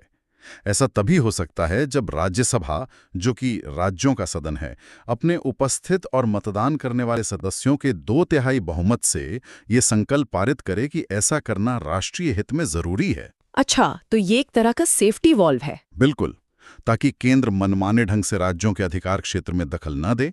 और ये कानून हमेशा के लिए नहीं होता, एक बार में सिर्फ 1 साल के लिए लागू होता है। हाँ, शर्त तो है, लेकिन आलोचक कहते हैं कि राष्ट्रीय हित एक बहुत व्यापक शब्द है जिसका केंद्र दुरुपयोग कर सकता है। क्या इस पर कभी विवाद हुआ है? विवाद तो हुए हैं, और ये बहस का एक स्थायी विषय है। लेकिन संवैधानिक व्यवस्था यही है कि राज्यों का प्रतिनिधित्व करने वाली राज्यसभा ही इसकी अनुमति देगी। इसके अलावा भी कुछ विशेष परिस्थितियां हैं जहां केंद्र को यह शक्ति मिलती है। तो मतलब केंद्र के पास कुछ मास्टर कीज है जो उसे राज्य सूची के दरवाजे खोलने की इजाजत देती हैं। वाह, क्या बढ़िया तरीका है इसे समझाने का। बिल्कुल, ये मास्टर कीज हैं। पहली, अनुच्छेद 250, जो राष्ट्रीय आपातकाल के दौरान संसद को राज्य सूची के किसी भी विषय पर कानून बनाने की शक्ति देता है। ओके। दूसरी, अनुच्छेद 252, जब 2 या 2 से अधिक राज्य खुद संसद से ऐसा करने का अनुरोध करें। और तीसरी, अनुच्छेद 253, किसी अंतर्राष्ट्रीय संधि या समझौते को लागू करने के लिए। और इस तीसरे मामले में तो राज्यों की अनुमति की भी जरूरत नहीं होती। जी नहीं, बिल्कुल जरूरत नहीं होती। ये तो शक्तियों के बंटवारे की बात हुई, लेकिन जब राज्यों के बीच ही विवाद हो जाए, जैसे नदी जल को लेकर, जो कि एक बहुत ही संवेदनशील मुद्दा है, तो संविधान क्या रास्ता दिखाता है? संविधान ने इसके लिए भी शांतिपूर्ण समाधान का तंत्र बनाया है। अनुच्छेद 262 संसद को अंतर नदीय जल विवादों के निपटारे के लिए कानून बनाने की शक्ति देता है, और इसी के तहत समय समय पर विभिन्न नदी जल विवाद न्यायाधिकरणों का गठन होता है। और इसके अलावा अनुच्छेद 263 अंतर्राज्यीय परिषद की स्थापना का प्रावधान करता है। ये एक मंच है जहां राज्य और केंद्र मिलकर आपसी विवादों को सुलझा सकते हैं और बेहतर समन्वय बना सकते हैं। तो ये तो हुई पैसे और कानून की बात, लेकिन इन कानूनों को लागू करने और प्रशासन को चलाने के लिए संसाधन भी तो चाहिए। सारा खेल तो आखिर में वित्त पर ही आकर टिकता है। बिल्कुल सही। इसका जवाब हमें भाग 12 में मिलता है, जो वित्त, संपत्ति और अनुबंधों से संबंधित है। इसके अनुच्छेद 264 से 300 ए तक हैं। ये केंद्र राज्य के वित्तीय संबंधों की रीढ़ हैं। इसमें सबसे जरूरी बातें क्या हैं? सबसे पहले अनुच्छेद 265, जो लोकतंत्र का एक मूल सिद्धांत स्थापित करता है। इसका सीधा सा मतलब है, सरकार अपनी मर्जी से जनता पर कोई भी टैक्स नहीं लगा सकती। पहले कानून पास करवाना होगा। हाँ, पहले उसे संसद से बाकायदा कानून पास करवाना होगा। नो टैक्सेशन विदाउट रिप्रेजेंटेशन वाला सिद्धांत यहीं से आता है। और ये सारा पैसा जो टैक्स से आता है, वो जाता कहाँ है? वो जाता है भारत की संचित निधि, यानी कंसोलिडेटेड फंड में, जिसका प्रावधान अनुच्छेद 266 में है। इसे आप सरकार के मेन सैलरी अकाउंट की तरह समझ सकते हैं, जिसमें सारा पैसा आता है और जिससे संसद की अनुमति से ही सारे खर्चे होते हैं। और अगर अचानक कोई आपदा आ जाए और संसद का सत्र न चल रहा हो, तब क्या होगा? उसके लिए संविधान ने एक इमरजेंसी फंड बनाया है, आकस्मिक निधि यानी कंटिंजेंसी फंड, जिसका वर्णन अनुच्छेद 267 में है। इसे सरकार का इमरजेंसी क्रेडिट कार्ड या एक गुल्लक समझ सकते हैं, जो राष्ट्रपति के पास रखी होती है ताकि अचानक आई मुसीबत के लिए संसद की मंजूरी का इंतजार न करना पड़े। और बाद में स्वीकृति ली जाती है? हाँ, बाद में संसद से इसकी स्वीकृति ले ली जाती है। वित्त आयोग के बारे में भी बहुत सवाल पूछे जाते हैं। इसकी भूमिका क्या है? अनुच्छेद 280 के तहत राष्ट्रपति हर 5 साल में एक वित्त आयोग का गठन करते हैं। वित्त आयोग की भूमिका एक निष्पक्ष रेफरी की तरह है, जो ये तय करता है कि टैक्स रूपी केक का कितना बड़ा हिस्सा केंद्र को मिलेगा और कितना राज्यों को। ये सिर्फ बंटवारे की सिफारिश नहीं करता, बल्कि ये भी बताता है कि राज्यों को सहायता कैसे दी जाए। इसकी सिफारिशें भारत के राजकोषीय संघवाद की नींव हैं। और संपत्ति का अधिकार, जो कभी मौलिक अधिकार था, उसका क्या हुआ? उसे 44वें संविधान संशोधन 1978 द्वारा मौलिक अधिकारों की सूची से हटाकर भाग 12 में ही अनुच्छेद 300 क के तहत एक कानूनी अधिकार बना दिया गया। अच्छा, तो अब ये एक कानूनी अधिकार है। जी। इसका मतलब ये है कि सरकार कानून की प्रक्रिया का पालन किए बिना किसी को उसकी संपत्ति से वंचित नहीं कर सकती। लेकिन अब ये मौलिक अधिकार नहीं है जिसके उल्लंघन पर आप सीधे सुप्रीम कोर्ट जा सकें। तो हमने कानून, प्रशासन और वित्त की बात कर ली, लेकिन इन सबको चलाने के लिए जो लोग चाहिए, यानी हमारी नौकरशाही, जिसे भारत का स्टील फ्रेम भी कहते हैं, उनके बारे में संविधान क्या कहता है? उसके लिए हमें भाग 14 पर आना होगा, जो संघ और राज्यों के अधीन सेवाओं से संबंधित है। हर सिविल सेवा एस्पिरेंट के लिए ये बहुत जरूरी है। इसमें अनुच्छेद 312 अखिल भारतीय सेवाओं यानी all India services, IAS, IPS और IFS की बात करता है। और इसमें एक दिलचस्प बात है ना? हाँ, दिलचस्प बात यह है कि कोई नई अखिल भारतीय सेवा बनाने का अधिकार भी केवल राज्यसभा के पास है, ताकि राज्यों की सहमति सुनिश्चित हो सके। और इन अधिकारियों की भर्ती प्रक्रिया की निष्पक्षता कैसे सुनिश्चित की जाती है? उसके लिए है अनुच्छेद 315। ये संघ के लिए एक संघ लोक सेवा आयोग यानी यूनियन पब्लिक सर्विस कमीशन और हर राज्य के लिए एक राज्य लोक सेवा आयोग के गठन की बात करता है। यही संस्थाएं सरकार के दबाव से मुक्त रहकर योग्यता के आधार पर भर्ती प्रक्रिया सुनिश्चित करती हैं। इसी भाग में एक और हिस्सा बाद में जोड़ा गया, भाग 14 क, जो प्रशासनिक न्यायाधिकरणों यानी ट्रिब्यूनल्स की स्थापना की बात करता है, ताकि सरकारी कर्मचारियों के सेवा संबंधी विवादों का तेजी से निपटारा हो सके। और अंत में वो तंत्र जो इस पूरे लोकतांत्रिक ढांचे को शक्ति देता है, जो सरकारें बनाता और बदलता है, यानी निर्वाचन। हाँ, लोकतंत्र का महापर्व। इसका जिक्र है भाग 15 में अनुच्छेद 324 से 329 तक। ये भारत में स्वतंत्र और निष्पक्ष चुनाव की पूरी व्यवस्था की गारंटी देता है। इसमें 2 अनुच्छेद सबसे महत्वपूर्ण माने जाते हैं। बिल्कुल, इसमें 2 अनुच्छेद सबसे महत्वपूर्ण हैं। कौन कौन से? पहला है अनुच्छेद 324। ये संसद, राज्य विधानमंडलों, राष्ट्रपति और उपराष्ट्रपति के चुनावों के संचालन, निर्देशन और नियंत्रण के लिए एक स्वतंत्र निर्वाचन आयोग के गठन का प्रावधान करता है। यही आयोग है जो ये सुनिश्चित करता है कि चुनाव निष्पक्ष हों। इसे असीम शक्तियां दी गई हैं। और दूसरा अनुच्छेद जो सीधे हम नागरिकों से जुड़ा है, वो है अनुच्छेद 326, जो वयस्क मताधिकार के सिद्धांत को स्थापित करता है। ये कहता है कि लोकसभा और राज्यों की विधानसभाओं के चुनाव वयस्क मताधिकार के आधार पर होंगे। कोई भी नागरिक जो 18 वर्ष से अधिक आयु का है और कानून द्वारा अयोग्य नहीं है, उसे धर्म, जाति, लिंग या जन्मस्थान के आधार पर भेदभाव किए बिना मतदान का अधिकार होगा। एक व्यक्ति, एक वोट, एक मूल्य। जी, यही एक व्यक्ति एक वोट एक मूल्य का महान सिद्धांत है जो हर नागरिक को बराबर बनाता है।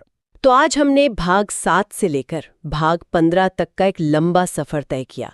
हमने देखा कि कैसे संविधान ने भाग 16 जो कुछ वर्गों के लिए विशेष उपबंधों की बात करता है, तो भाग 16 का जिक्र आते ही सबसे पहले आरक्षण शब्द दिमाग में आता है। हमारे संविधान निर्माताओं ने राजनीतिक प्रतिनिधित्व सुनिश्चित करने के लिए क्या व्यवस्था की? उन्होंने इसकी नींव बहुत मजबूती से रखी है। अनुच्छेद 330 सीधे लोकसभा में सीटों के आरक्षण की बात करता है।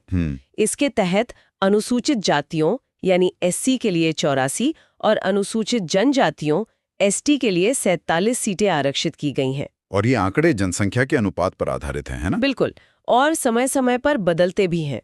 इसी तरह अनुच्छेद 332 राज्यों की विधानसभाओं में एससी और एसटी समुदायों के लिए सीटें आरक्षित करता है। और एक एंग्लो इंडियन समुदाय का भी तो प्रावधान था जिसे लेकर हाल ही में काफी चर्चा हुई थी। हाँ था। ये एक बेहतरीन सवाल है कि ये था ही क्यों? हाँ, मतलब आजादी के वक्त इस समुदाय के लिए ये खास प्रावधान रखे ही क्यों गए थे? देखिए, आजादी के समय एंग्लो इंडियन समुदाय बहुत छोटा था और चुनाव जीतकर सदन में आना उनके लिए लगभग नामुमकिन था। तो संविधान निर्माताओं को लगा कि उनकी आवाज संसद और विधानसभाओं में सुनी जानी चाहिए। तो उन्होंने मनोनयन का रास्ता चुना। जी, अनुच्छेद 331 के तहत राष्ट्रपति लोकसभा में 2 सदस्य और अनुच्छेद 333 के तहत राज्यपाल विधानसभा में 1 सदस्य मनोनीत कर सकते थे। तो फिर इतने सालों बाद इन्हें हटाने के पीछे क्या सोच थी? क्या ये अप्रासंगिक हो गए थे? कह सकते हैं। सरकार का तर्क था कि अब इस समुदाय की आबादी काफी कम हो गई है, तो 104वें संविधान संशोधन 2020 के जरिए इस प्रावधान को आगे नहीं बढ़ाया गया। अच्छा, तो ये 104वां संशोधन था। हाँ, और इसी संशोधन ने एक और महत्वपूर्ण काम किया। अनुच्छेद 334 के तहत SC/ST के लिए जो आरक्षण है वो हर 10 साल में समाप्त हो जाता है, जिससे संसद को आगे बढ़ाना पड़ता है। हाँ, तो 104वें संशोधन ने इस आरक्षण को 2020 से बढ़ाकर 2030 तक कर दिया, लेकिन एंग्लो इंडियन वाले मनोनयन को आगे नहीं बढ़ाया, तो वो प्रभावी रूप से समाप्त हो गया। ठीक है। तो सीटों में आरक्षण तो दे दिया, लेकिन अगर किसी के साथ भेदभाव हो रहा हो या उनके अधिकारों का हनन हो रहा हो, तो वो शिकायत लेकर कहाँ जाए?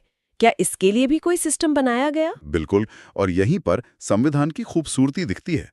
उसने सिर्फ अधिकार नहीं दिए, बल्कि उन अधिकारों की रक्षा के लिए संस्थाएं भी बनाई। अच्छा। यहाँ एक पैटर्न देखिए।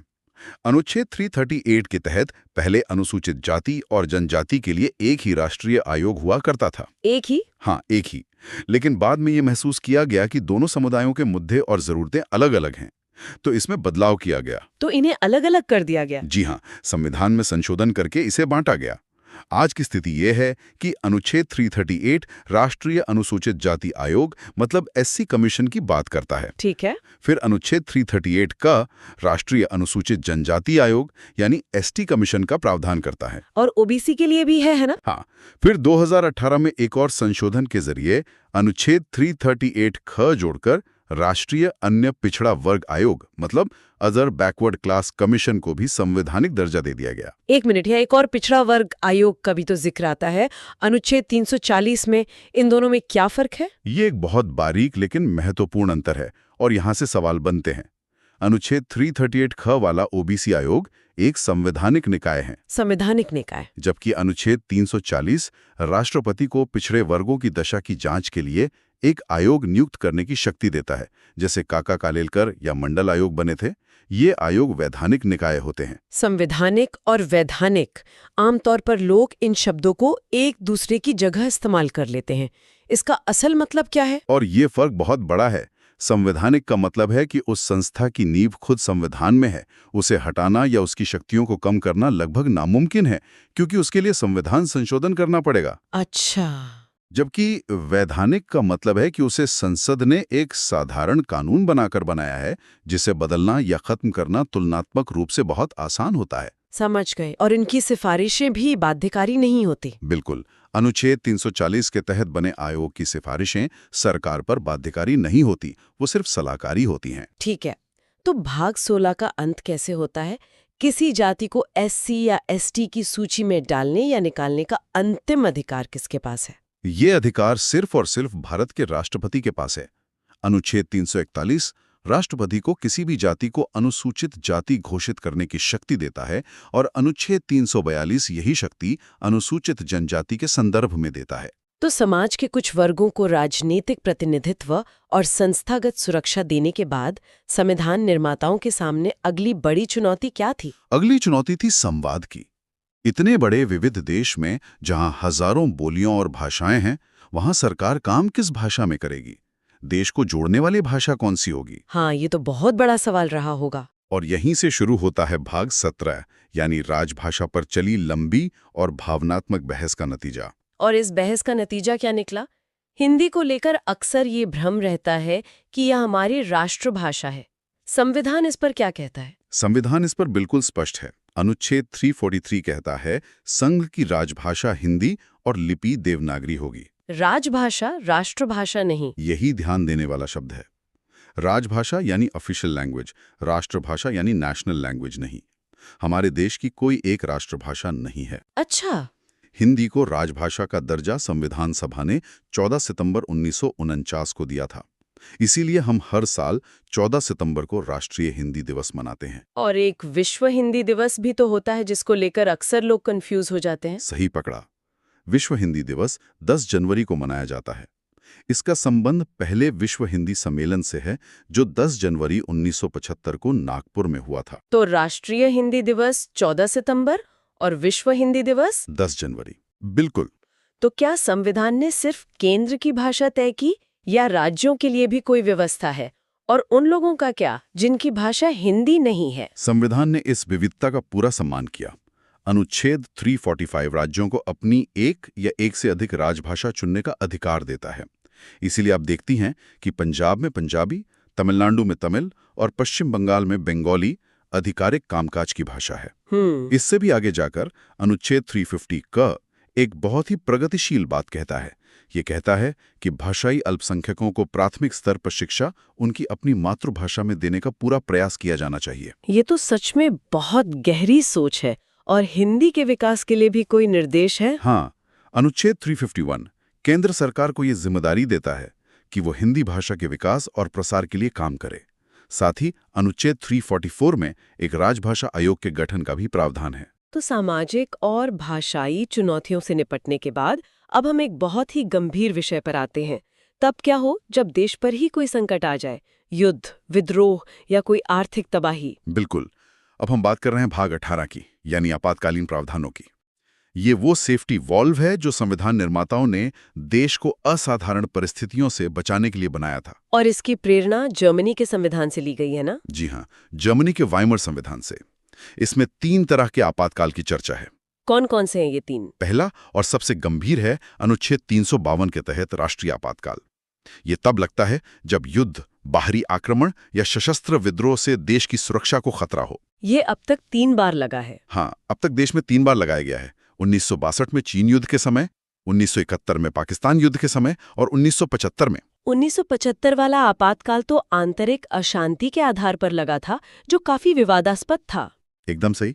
और उसी विवाद के कारण बाद में 44वें संविधान संशोधन के जरिए आंतरिक अशांति जैसे अस्पष्ट शब्द को हटाकर उसकी जगह सशस्त्र विद्रोह यानी आर्म्ड रिबेलियन शब्द डाल दिया गया, ताकि इसका दुरुपयोग ना हो सके। बिल्कुल। और दूसरा आपातकाल? दूसरा है अनुच्छेद 356, जिसे हम आम भाषा में राष्ट्रपति शासन कहते हैं। ये तब लगाया जाता है जब किसी राज्य का संवैधानिक तंत्र विफल हो जाए। इसे राजकीय आपात भी कहते हैं। लेकिन राष्ट्रपति शासन का तो बहुत ज्यादा राजनीतिक दुरुपयोग होने के भी आरोप लगते रहे हैं। हाँ, लगते रहे हैं, जबकि संविधान निर्माताओं ने इसे एक डेड लेटर यानी मृत पत्र की तरह देखा था, जिसका इस्तेमाल शायद ही कभी हो। लेकिन हकीकत में इसका बहुत इस्तेमाल हुआ है। और इसके दुरुपयोग की क्षमता को एक और अनुच्छेद बढ़ा देता है, जो भाग 19 में छिपा है। भाग 19? वो तो प्रकीर्ण यानी मिसलेनियस विषयों पर है। उसका आपातकाल से क्या लेना देना? यही तो संविधान की परतों को खोलने का मजा है। भाग 19 का अनुच्छेद 365 कहता है कि अगर कोई राज्य केंद्र सरकार द्वारा दिए गए दिशा निर्देशों का पालन करने में असफल रहता है, तो राष्ट्रपति यह मान सकते हैं कि उस राज्य में संवैधानिक तंत्र विफल हो गया है। 1 मिनट, लेकिन ये तो बहुत खतरनाक लग रहा है। इसका मतलब तो ये हुआ कि केंद्र सरकार किसी भी राज्य में अपनी मर्जी से राष्ट्रपति शासन लगा सकती है? आपकी आशंका बिल्कुल जायज है। यह अनुच्छेद 356 को लागू करने का एक और आधार दे देता है और केंद्र को राज्यों के ऊपर एक जबरदस्त शक्ति प्रदान करता है। और तीसरा आपातकाल? तीसरा है अनुच्छेद 360 यानी वित्तीय आपातकाल। यह तब लगाया जा सकता है जब देश की वित्तीय स्थिरता को खतरा हो। सौभाग्य से भारत में आज तक इसे लगाने की नौबत नहीं आई है। तो हमने देखा कि संविधान संकट से कैसे निपटता है, लेकिन समय के साथ समाज बदलता है, जरूरतें बदलती हैं। क्या संविधान में खुद को बदलने की कोई व्यवस्था है? और यही चीज हमारे संविधान को एक जीवंत दस्तावेज बनाती है। इसका जवाब है भाग 20 का इकलौता और शायद सबसे शक्तिशाली अनुच्छेदों में से एक अनुच्छेद 368। अच्छा। यही अनुच्छेद संसद को संविधान में संशोधन करने की प्रक्रिया और शक्ति दोनों देता है। पर क्या ये शक्ति असीमित है? क्या संसद पूरे संविधान को बदल सकती है? नहीं, यहीं पर न्यायपालिका की भूमिका आती है। प्रसिद्ध केशवानंद भारती मामले में सुप्रीम कोर्ट ने मूल संरचना यानी बेसिक स्ट्रक्चर का सिद्धांत दिया, जिसका मतलब है कि संसद संविधान के मूल ढांचे को नहीं बदल सकती। बिल्कुल, जैसे लोकतंत्र, धर्मनिरपेक्षता, शक्तियों का बंटवारा, इन सबको नहीं बदला जा सकता। चलिए, अब हम भाग 21 पर आते हैं, जिसमें कुछ अस्थायी और विशेष प्रावधान है। इसमें अनुच्छेद 371 है, जिसकी सूची याद करना हमेशा से एक चुनौती रही है। हाँ, रही है। लेकिन ये विशेष प्रावधान कुछ राज्यों को दिए ही क्यों गए हैं? ये सूची सिर्फ याद करने के लिए नहीं है, ये भारत की विविधता की कहानी बताती है। हर राज्य की अपनी खास ऐतिहासिक, सांस्कृतिक या भौगोलिक वजह थी। जैसे अनुच्छेद 371A नागालैंड के लिए है, ये उनके पारंपरिक कानूनों और भूमि अधिकारों की रक्षा के लिए था। अच्छा, तो हर अक्षर के पीछे एक पूरी कहानी है। बिल्कुल। तो इस सूची को याद रखने का कोई आसान तरीका है? आसान तो नहीं, पर एक क्रम है जिसे दोहराना पड़ता है। इसे ऐसे देख सकते हैं। बताइए। बिना किसी अक्षर के अनुच्छेद 371 महाराष्ट्र और गुजरात के विकास बोर्डों की बात करता है। ठीक है, महाराष्ट्र, गुजरात। फिर अक्षर शुरू होते हैं। ए से नागालैंड, बी से असम, सी से मणिपुर। ए नागालैंड, बी असम, सी मणिपुर। हाँ, डी और ई दोनों आंध्र प्रदेश से जुड़े हैं, खासतौर पर वहां की यूनिवर्सिटी को लेकर। डी और ई आंध्र प्रदेश। एफ से सिक्किम, ये बहुत महत्वपूर्ण है। जी से मिजोरम, एच से अरुणाचल प्रदेश, आई से गोवा और अंत में जे से कर्नाटक। वाह, ये क्रम तो याद रखना पड़ेगा। हाँ, मैंने तो इसे एक कहानी बनाकर याद किया था, पर वो थोड़ी लंबी हो जाएगी। तो अब हम संविधान के बिल्कुल अंत में आ गए हैं। भाग 22। इस महान दस्तावेज का समापन कैसे होता है? इसका समापन भाषणों से नहीं, बल्कि कुछ अंतिम औपचारिकताओं से होता है, जो दस्तावेज को पूरा करती हैं। अनुच्छेद 393 इस दस्तावेज का संक्षिप्त नाम बताता है, भारत का संविधान, द कॉन्स्टिट्यूशन ऑफ इंडिया। जी। और इसके लागू होने की तारीख? वो अनुच्छेद 394 में बताई गई है, 26 जनवरी 1950। ठीक है। हालांकि ये जानना दिलचस्प है कि नागरिकता, चुनाव जैसे कुछ जरूरी अनुच्छेद 26 नवंबर 1949 को ही लागू कर दिए गए थे। मजे की बात है, हमारा संविधान मूल रूप से तो सिर्फ अंग्रेजी में लिखा गया था। इसके हिंदी संस्करण का क्या हुआ? बहुत अच्छा पॉइंट है। सालों बाद 1987 में 58 संशोधन के जरिए अनुच्छेद 394 क जोड़ा गया, जो संविधान के हिंदी में प्राधिकृत पाठ यानी ऑथराइज्ड टेक्स्ट का प्रावधान करता है। मतलब अपने ही देश के संविधान का आधिकारिक हिंदी रूप आने में 37 साल लग गए। हाँ, कह सकते हैं। तो जैसे ही ये नया संविधान लागू हुआ, जो पुराने कानून थे जो ब्रिटिश काल से चले आ रहे थे, उनका क्या हुआ? उसके लिए है हमारा अंतिम अनुच्छेद 395। ये एक तरह से पुराने युग का अंत और नए युग की शुरुआत की घोषणा करता है। अच्छा। ये स्पष्ट करता है कि भारत के संविधान के लागू होते ही भारत सरकार अधिनियम 1935 और भारतीय स्वतंत्रता अधिनियम 1947 जैसे सभी पुराने अधिनियम रद्द हो गए, रिपील हो गए, और इसी के साथ भारत पूरी तरह से एक नए संप्रभु, गणतांत्रिक और संवैधानिक युग में प्रवेश कर गया। बिल्कुल। तो अनुच्छेद 1 से लेकर 395 तक इन सभी अनुच्छेदों के साथ हमने भारतीय संविधान की अपनी यात्रा पूरी की। ये एक शानदार सफर था जिसमें हमने संविधान की हर बारीकी को समझने की कोशिश की। बिल्कुल। हमने देखा कि कैसे हमारा संविधान सिर्फ नियमों की किताब नहीं, बल्कि एक राष्ट्र के सपनों, आकांक्षाओं और चुनौतियों का प्रतिबिंब है। तो इस पूरी यात्रा के अंत में हमारे श्रोताओं के लिए आज का विचारणीय प्रश्न क्या है? आज जब हमने अनुच्छेद 368 यानी संविधान संशोधन की प्रक्रिया को देखा, तो ये एक गहरा प्रश्न उठाता है। संविधान की मूल संरचना की अवधारणा जिससे न्यायालय ने विकसित किया है, क्या वो संसद की संशोधन की शक्ति पर एक जरूरी नियंत्रण है ताकि संविधान की आत्मा बची है, या फिर ये जनता द्वारा चुनी हुई विधायिका के अधिकार क्षेत्र में एक न्यायिक अतिक्रमण है? इस पर सोचिएगा।